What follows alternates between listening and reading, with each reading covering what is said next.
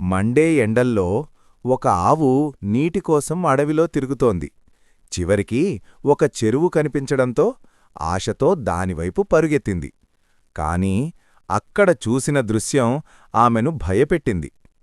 చేపలు, కప్పలు ప్రాణం కోసం పోరాడుతున్నాయి. భయంతో ఆవు దగ్గర్లో ఉన్న శివలింగం దగ్గరకు పరిగెట్టింది. కన్నీళ్లతో, "ఓ శివుడా, వీటిని కాపాడు" అని ప్రార్థించింది. ఆ భక్తిని చూసి పరమశివుడు ప్రత్యక్షమయ్యాడు. ఆ ఆవుపై కూర్చొని చెరువు వద్దకు వచ్చి తన జటాజూటం నుండి పవిత్ర జలాన్ని వదిలాడు. క్షణాల్లో ఆ చెరువు స్వచ్ఛమైన నీటిగా మారిపోయింది. చేపలు, కప్పలు ప్రాణం పొంది నమస్కారం చేశాయి. శివుడు అదృశ్యమయ్యాడు. ఆ ఆవు నీరు తాగి తన దారిలో నడిచింది. భక్తి ఉంటే దేవుడు తప్పకుండా ప్రత్యక్షమవుతాడు. మీకీ వీడియో నచ్చితే ఆవుకొక లైక్ చేసి ఓం నమఃశివాయ అని కామెంట్